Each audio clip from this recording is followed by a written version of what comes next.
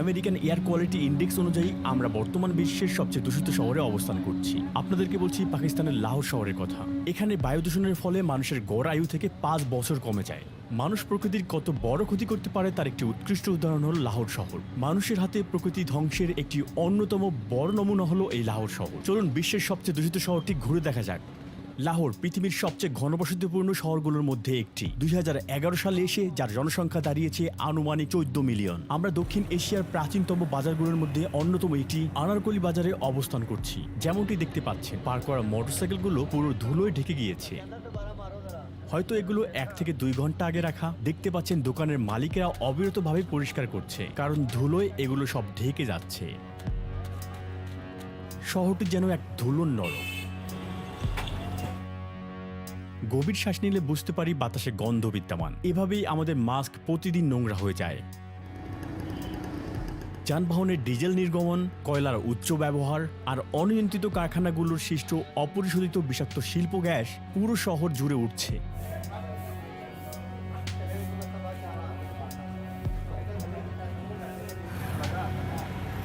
দেখুন কতটা ময়লা। এখানের দোকানের মালিকেরা সবচেয়ে বেশি বিপদে আছে এই ধুলো নিয়ে। যখনই আমি কথা বলছি মুখের মধ্যে ধুলোয় ভরে যাচ্ছে। যখন থুতু ফেলতে যাই মনে হয় যেন মুখের মধ্যে কাদায় ভরে আছে। এটা সত্যি অনেক বিরক্তিকর। এখানে যারা বাস করেন তাদের অনেকেই ফুসফুস ক্যান্সারে আক্রান্ত হয়ে মারা যায়। মাঝে মাঝে যখন আমি ঘামাচ্ছি তখন আমার শরীরের ধুলোগুলো ঘামের সাথে মিশে গিয়ে কাদায় পরিণত হচ্ছে। এখানে ঘামও একটি ভয়াবহ ব্যাপার। দিন শেষে আমার চুলগুলো ধুলো ঢেকে গিয়েছে। চুলে থাকা ধুলো এবং শরীরে লেগে থাকা কাদা খুব নোংরা বানিয়ে দিচ্ছে আমাকে।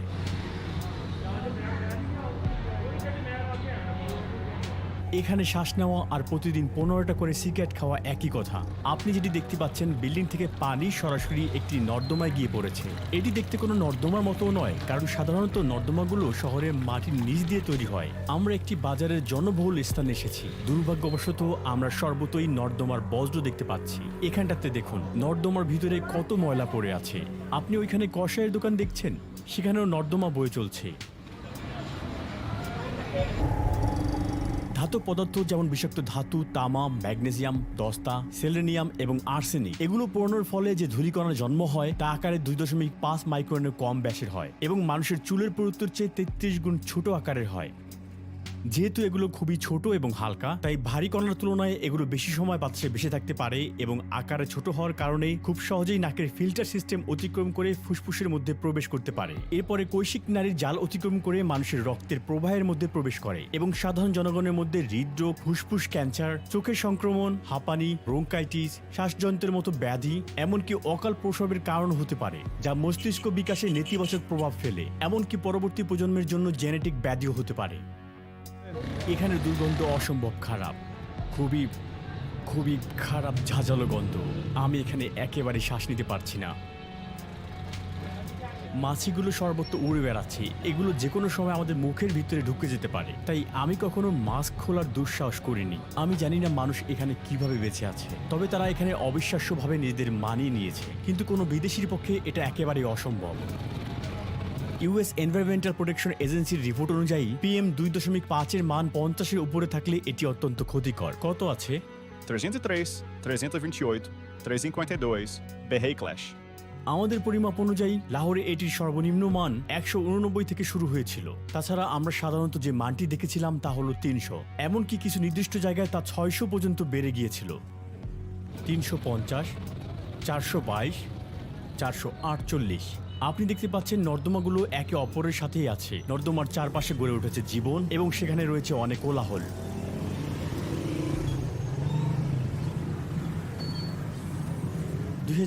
সালে পাকিস্তানের একটি প্রতিবেদন অনুসারে লাহোরে বায়ু দূষণের মাত্রার গ্রহণযোগ্য নিরাপদ মানের চেয়েও 9 গুণ বেশি ক্ষতিকারক। আর বাতাসে ভেসে থাকা ধূলিকণার কারণে এখানে প্রতি বছর কমপক্ষে 1 লক্ষ জনের প্রাণ হারিয়েছে। আর দুর্ভাগ্যবশত তাদের বেশিরভাগই হচ্ছে শিশু। Air quality life index agency উল্লেখ করেছে যে লাহোরের বাসিন্দাদের গড় আয়ু প্রায় 5 বছর কমে গিয়েছে। দেখুন আমরা একটি রাস্তা দিয়ে যাচ্ছি আর এখানে মোটরসাইকেলের কত ট্রাফিক দেখা দিয়েছে। চলুন অপেক্ষা করতে করতে বাতাসের গুণমান পরীক্ষা করি। 600।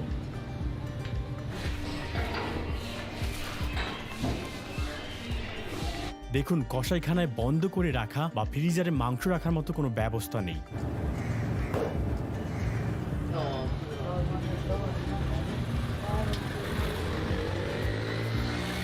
আনারকলিতে যেখানে আমরা স্থানীয় বাসিন্দাদের জীবনযাপন পর্যবেক্ষণ করছি, সেখানে আমরা একটি ডায়াপার দেখতে পেলাম। এটি ব্যবহারের পরে এভাবেই রাস্তায় ফেলে দেওয়া হয়েছে। মাছের দোকানের পাশেই মাছের কাটা মাথা এবং উচ্ছিষ্ট আলাদা করে পশুদেরকে এখানে খেতে দেওয়া হচ্ছে।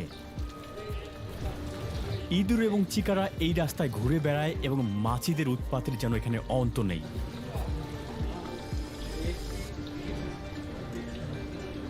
দুই থেকে 3 মিটার দূরে অস্বাস্থ্যকর দোকানগুলোতে মাছের আঁশকে পরিষ্কার করা হচ্ছে এবং ক্রেতাদের জন্য তারা অপেক্ষা করছে। আপনি দেখছেন লোকটি মাছের আঁশ পরিষ্কার করে বিক্রির জন্য প্রস্তুত করছে। চলুন বেরিয়ে যাই, আমার পেট আর সহ্য করতে পারছে না। এই শহরে ট্যাপের পানি এবং শব্দ দূষণও গ্রহণযোগ্য মাত্রার বাইরে রয়েছে। শহরের গাইড বইগুলোতে ট্যাপের পানি দিয়ে দাঁত ব্রাশ করার পরামর্শ দেওয়া হয় না। যারা দোকানে বসে স্ন্যাক্স কিনে খেয়েছেন, তারা সবাই ওই একই সাধারণ ওয়াশ ট্যাবেই হাত ধুয়ে নিচ্ছেন।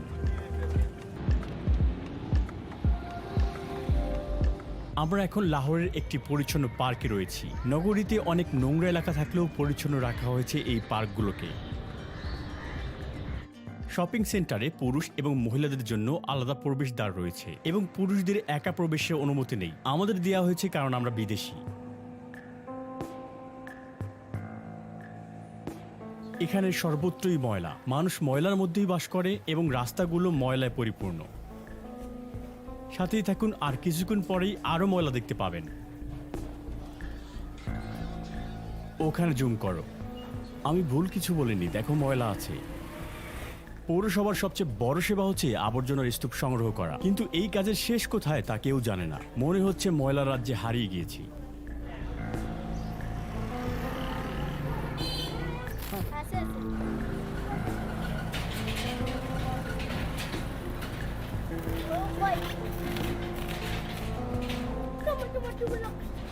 আমি একটিও ময়লা ঝুড়ি দেখলাম না। হ্যাঁ, কিছু জায়গায় যেখানে মানুষ বাস করে সেখানে ময়লা ঝুড়ি রয়েছে, কিন্তু এখানে এতটাই অলিগলি যে সব জায়গায় ময়লা ঝুড়ি রাখা প্রায় অসম্ভব কাজ। এখানকার মানুষ যেখানে সেখানে ময়লা ফেলছে। সাধারণত ময়লা ঝুড়িগুলো শুধু হাইওয়ের পাশেই দেখা যায় এখানে। যদিও কাজটি ভালো, কিন্তু এখানে ময়লা ঝুড়িগুলো রাখার কারণে এখানের যানজটের মাত্রা আরো বাড়িয়ে দিয়েছে। শহরের সবচেয়ে বড় সমস্যা হচ্ছে কোথাও ফুটপাত নেই। আপনি এই শহরের যেখানে যান না কেন মানুষের কোলাহল এবং পথচারী দেখতে পাবেন। এই দিকটা একেবারেই বন্ধ, মানুষের হাঁটার জন্য কোনো সুব্যবস্থা নেই এখানে। লাহোর এমন একটি শহর যেখানে কুয়াশা পঞ্চম ঋতুতে পরিণত হয়েছে। অক্টোবর থেকে ডিসেম্বর পর্যন্ত ধূলিকণা ও বিষাক্ত গ্যাস, বায়ুর চাপ, তাপমাত্রা পরিবর্তন এবং পশ্চিমালি বাতাসের প্রভাবে মাটির কাছাকাছি একটা স্তরে আটকে পড়ে। কুয়াশার মৌসুমে ট্রোপোস্ফিয়ার স্তরে আটকে থাকা বিষাক্ত কণাগুলো প্রায় পুরো শহরকে গ্রাস করে ফেলে। শীতকালে এই সমস্যাটি বড় আকার ধারণ করে এবং সে তার রূপ দেখায়। যদিও লাহোরের এই ভ্রমণটি আমরা গ্রীষ্মকালে করেছি, কিন্তু সন্ধ্যায় যখন বাতাসের তাপমাত্রা কমে যায় তখন আমরা ধূসর এই কুয়াশার স্তরটি লক্ষ্য করেছি। বিষাক্ত গ্যাস লাহোরের মহাসড়ক এবং বিমান চলাচলের পথকে আটকে ফেলে। ভিজিবিলিটি কম হওয়ার কারণে হাইওয়ে বন্ধ থাকে এবং কিছু ফ্লাইট বাতিল হয়ে যায়। এই মুহূর্তে এখানে আবর্জনা ফেলা খুব স্বাভাবিক একটা কাজ হলো। চলুন আমরা এটা করব না। দেখুন, খুঁটি এবং বৈদ্যুতিক তারেও ময়লা ঝুলে আছে। মানুষ এতটাই অলস যে মাঝে মাঝে জানালা দিয়ে তাদের রাস্তায় ময়লা ছুঁড়ে ফেলে।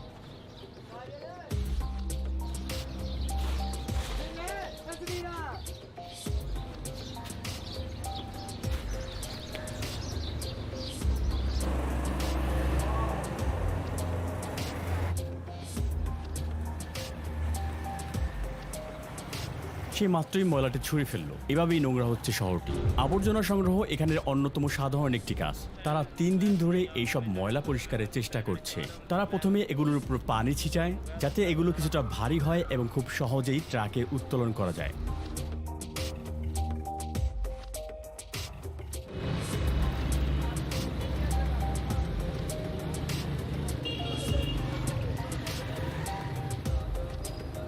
রাস্তায় হাঁটলেই দেখতে পাবেন ইঁদুর এবং চিকা মরে রাস্তার পিচের সাথে লেগে আছে। একসময় পাকিস্তান, ভারত, বাংলাদেশ এবং মায়ানমার নিয়ে গঠিত ঔপনিবেশিক ভারত ব্রিটিশদের হাতে শোষিত হয়েছিল। অবশেষে তারা বিভক্ত হয়েছিল এবং তখন বেশিরভাগ মুসলিম জাতি এই ভূখণ্ডে জড়ো হয়েছিল। পরবর্তীতে দেশটি 1947 সালে স্বাধীনতা লাভ করে এবং এর স্থানীয় ভাষা হচ্ছে উর্দু। কিন্তু ব্রিটিশ শাসনামলে ইংরেজি দ্বিতীয় সর্বাধিক কথ্য ভাষা হিসেবে পরিণত হয়, তাই ইংরেজিকে এখানে দ্বিতীয় সরকারি ভাষা হিসেবে বিবেচনা করা হয়। তুমি এখান থেকে ট্যাক্সি পাবে। দেশটির বর্তমান জনসংখ্যা এখন প্রায় 216 মিলিয়ন, কিন্তু সরকারি দেয়া তথ্য মতে এই জনসংখ্যার মাত্র 59% পড়তে এবং লিখতে পারে।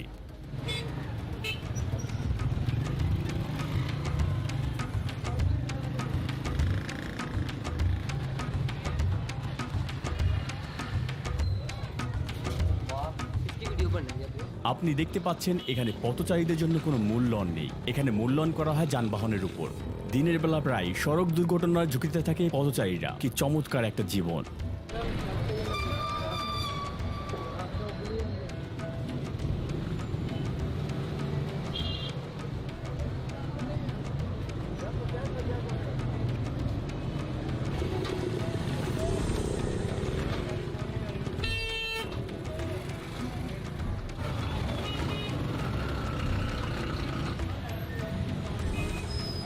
লাহোরের ভারী যানজট এড়ানোর আরেকটি সহজ উপায় হচ্ছে গলির ভিতরে ঢুকে পড়া। অবশ্য গলিগুলো আবর্জনায় পরিপূর্ণ এবং এই গলিতেও হঠাৎ করে বেঁধে যেতে পারে বড় ধরনের যানজট, বিশেষ করে যখন সবাই একসঙ্গে এদিকে প্রবেশ করে। একটু পরেই আপনাদের দেখাচ্ছি।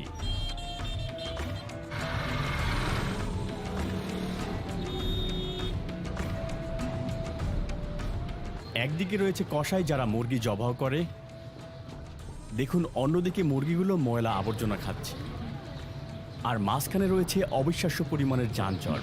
এছাড়া রয়েছে দিন দিন বাড়তে থাকা নিষ্কাশনের ধোঁয়া।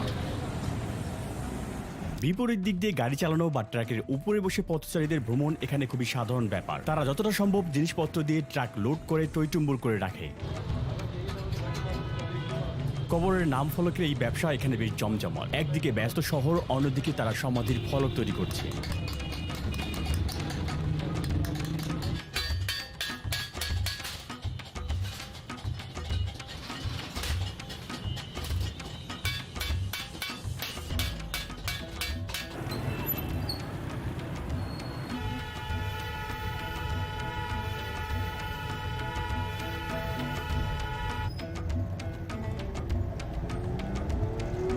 এখানকার রাস্তায় থাকা প্রাণী অথবা শ্রম খাটানো প্রাণীরা খুবই দুর্বল। গাধাটিকে দেখে খুবই দুর্বল মনে হচ্ছে। আমাদের সামনে একটি বিড়ালের দেখা মিলল। এটি গর্ভবতী, তবে দেখতে পাচ্ছেন এটি খুবই দুর্বল।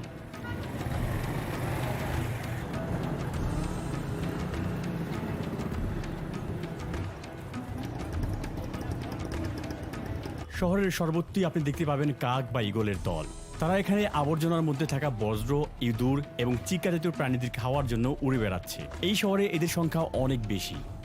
চিল, কবুতর, কাক, বিড়াল, কুকুর এবং মুরগির দেখা পাবেন আপনি এখানের সব জায়গাতেই। এছাড়াও চারিদিকে মশা উঠছে। রাস্তার মাঝখানে গাধা, আপনি দেখতে পাচ্ছেন এটি একটি দুর্বল গাধা। সব মিলিয়ে আমরা একটি মারাত্মক জঞ্জালের ভিতরে বসবাস করছি।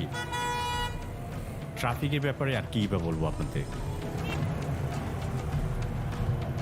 মনে হচ্ছে একটির সাথে আর ধাক্কা লেগে যাবে।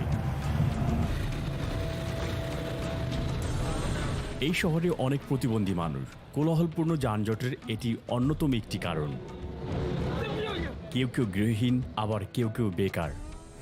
এখানের মানুষেরা একে অপরের সাথে হাত ধরে হাঁটে এবং এটি খুবই সাধারণ একটি ব্যাপার।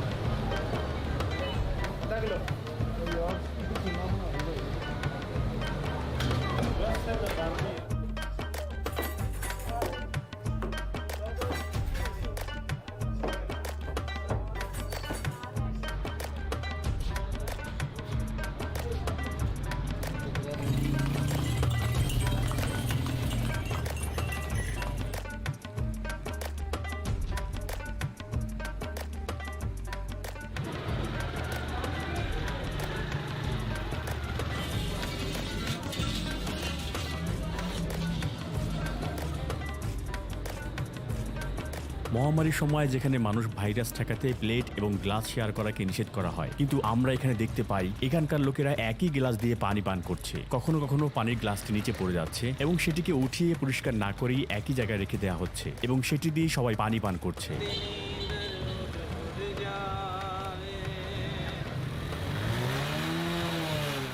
বৈদ্যুতিক তারগুলোকে মাটির নিচ দিয়ে নেওয়া হয়নি, আর অনিয়মিত কাঠামোর ফলে বিদ্যুৎ লাইন নষ্ট হলে মেরামতের জন্য প্রচুর সময় নষ্ট হয়।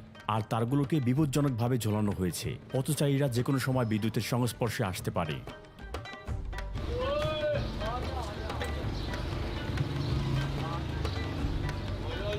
লাহোরে সবচেয়ে বেশি রয়েছে মাজার। আমরা আবারও একটি মাজারের সামনে এসেছি। লোকেরা মাজারে ফুলের মতো উপহার ঝুলিয়ে দেয়। এটা এখানকার একটি সংস্কৃতি। জানুয়ারিতে বাতাসের তাপমাত্রা নিচে নেমে আসে। গড়মান 53.8 ডিগ্রি ফারেনহাইট বা 21.1 ডিগ্রি সেলসিয়াস। লাহোরে দিনের বেলার তাপমাত্রা 100 ডিগ্রি ফারেনহাইট বা 38 ডিগ্রি সেলসিয়াস পর্যন্ত ওঠে। বিশৃঙ্খলায় পড়ে জীবনে নেমে আসে ধীরগতি। লোকেরা গরম তাপমাত্রার কারণে বেশিরভাগ সময়ই অলসতা অনুভব করে। লাহোরে গরম তাপমাত্রা অনেকটা তাদের জীবনের অভিশাপ স্বরূপ।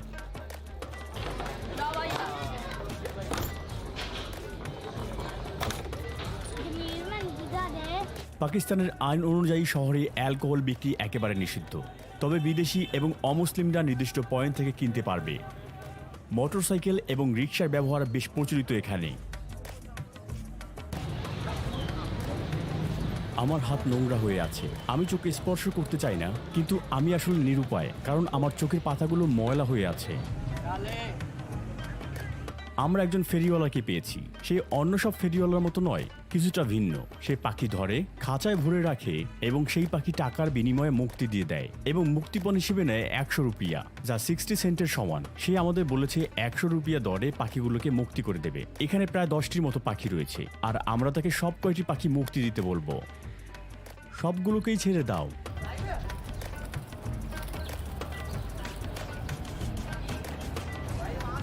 আমি খুশি, কারণ পাখিগুলো এখন মুক্ত।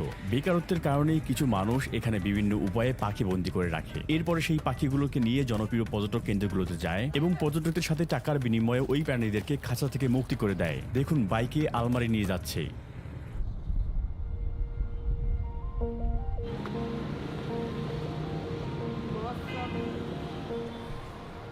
শহরে থাকা রেস্তোরাঁগুলোতে প্রবেশ পথে সশস্ত্র নিরাপত্তা কর্মীরা সবসময় নজরদারি করেন।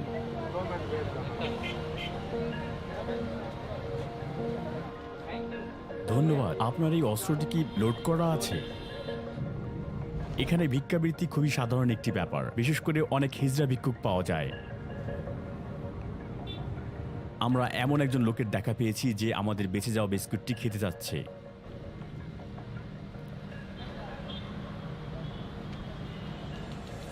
পাকিস্তান বিশ্বের 9টি দেশের মধ্যে এটি, যাদের কাছে পারমাণবিক অস্ত্র রয়েছে, এবং তারাই একমাত্র ইসলামিক এই শক্তি অর্জন করা দেশ।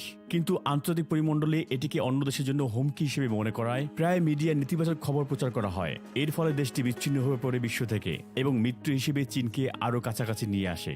এখানকার বেশ কিছু কাঠামো, যেমন অনেকগুলো বাঁধ, সেতু, বন্দর, এইসব চীনাদের বানানো এবং এগুলোকে বাণিজ্যিক রুট হিসেবে ব্যবহার করা হয়। লাহোরের প্রায় জায়গায় চীনের পতাকা দেখা পড়ে। লাহোর পাকিস্তানের ফিল্ম ইন্ডাস্ট্রি, ললিউডের আবাসস্থল। এই শহরটি ধারণ করে আসছে সমৃদ্ধ এক ইতিহাস, যা প্রায় 1000 বছরের পুরনো। 16 থেকে 18 শতক পর্যন্ত মুঘল সাম্রাজ্য এই ভূখণ্ড শাসন করে আসছিল এবং তারা এই লাহোরকেই রাজধানী হিসেবে বেছে নিয়েছিল। মুঘলদের থেকে পাওয়া চিত্তাকর্ষক স্থাপত্যে সজ্জিত এই শহরটি আজকের পাকিস্তানের সবচেয়ে প্রগতিশীল এবং সর্বজনীন বসতি ও ঐতিহাসিক সংস্কৃতিতে পরিণত হয়েছে এই শহরটি। মুঘলদের আমলে 1973 সালে সমাপ্ত হয় এই বাদশাহী মসজিদ। মোট 1 লক্ষ লোক একত্রে এখানে নামাজ পড়তে পারে। আর এই বাদশাহী মসজিদের মিনারগুলোকে তৈরি করা হয়েছিল প্রায় 2 ডিগ্রি ব্যাজিক কোণে, যাতে এই মিনারগুলো ভূমিকম্পের সময় এখানে নামাজরত মুসলিমদের গায়ের উপর না পড়ে। লাহোর ক্যাসেল, যা ইউনেস্কোর একটি বিশ্ব সাংস্কৃতিক ঐতিহ্যবাহী স্থান, এবং শালিমার গার্ডেন নির্মিত হয়েছিল পৃথিবীতে স্বর্গের অনুভূতি পাওয়ার জন্য, এবং সেটিরও অবস্থান এই শহরটিতে।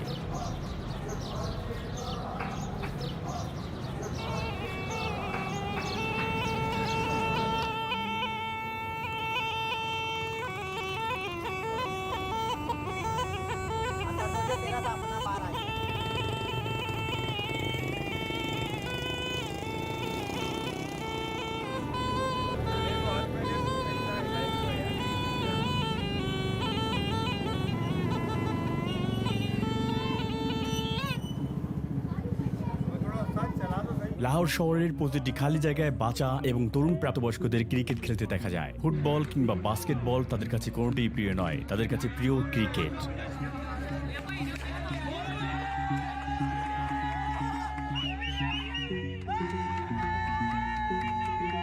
বিশ্বের এই সবচেয়ে বায়ুমণ্ডলীয় দূষিত শহরে বায়ুর গুণমান শোধন করার জন্য এবং ব্যয় করা অর্থ এবং দূষণের ফলে কাজের বিঘ্নতার কারণে প্রচুর অর্থনৈতিক ক্ষতি গুনতে হয়। উদাহরণস্বরূপ 2017 সালে বায়ু দূষণের কারণে পাকিস্তানের আনুমানিক অর্থনৈতিক বোঝা দাঁড়ায় দেশটির মোট জিডিপির 5.88%, যা 47.8 বিলিয়ন মার্কিন ডলারের সমান।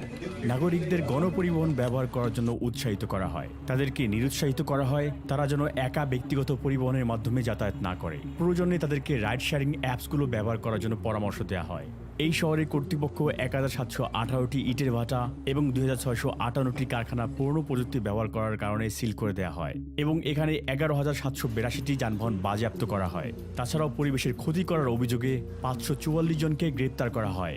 সমস্যা সমাধানের মাধ্যমে দীর্ঘমেয়াদী পদক্ষেপ নিতে হবে। ট্রাফিকে থাকা যানবাহনের ধোঁয়ার পরিমাণ সীমিত করা, বৈদ্যুতিক যানবাহন বাড়ানো, জনসংখ্যা নিয়ন্ত্রণ করা, শিল্প প্রতিষ্ঠানগুলোকে পরিদর্শন করা এবং পরিবেশ বান্ধব বৈদ্যুতিক উৎসগুলো ব্যবহার করে সমস্যার সমাধান করতে হবে। অন্যথায় অদূর ভবিষ্যতে এগুলো মানব সম্প্রদায়ের জন্য হুমকি হয়ে দাঁড়াবে।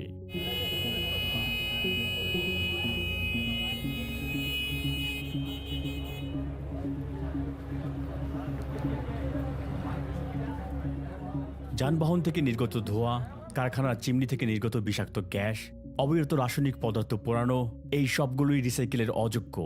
প্রকৃতি রক্ষা করার প্রচেষ্টা যেমন বায়ু, পানি এবং পরিবেশ রক্ষা আমাদের নিজেদেরকে রক্ষা করার একটি প্রয়াস মাত্র।